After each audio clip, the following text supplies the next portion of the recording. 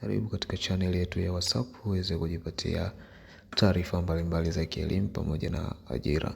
Channel yetu inaitwa Lusa Elimu, link nitakuwekea katika uwanja wa comment ili kuweza kuibonyeza na kukuleta WhatsApp. Usisahau kufollow channel ili kuweza kupata notification za makala mbalimbali za kielimu kama past papers, vitabu pamoja na mengineyo ambayo yanahusu NECTA, TAMISEMI na activate yote utayapata katika channel yetu.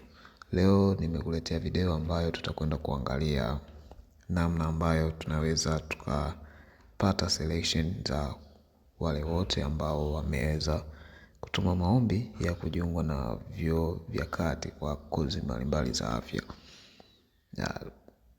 Tafungua website yetu, tunaona hii inahusu majina yaliyochaguliwa vyuo vya kati.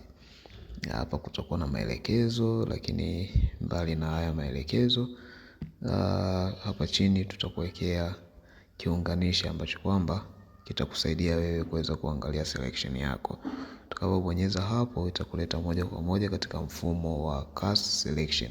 Hapa ili kuweza kupata selection utaingiza namba yako ambayo ulitumia index number form 4 wakati unajisajili au kufungua akaunti ya Activate, kisha ukatuma maombi ya kujiunga kozi fulani na chuo fulani. Sasa hapa ile index number utaingiza, na baada ya kuingiza enter hizo kodi ambazo wamekuonyesha hapa. Hizi utakuja kuziweka hapa.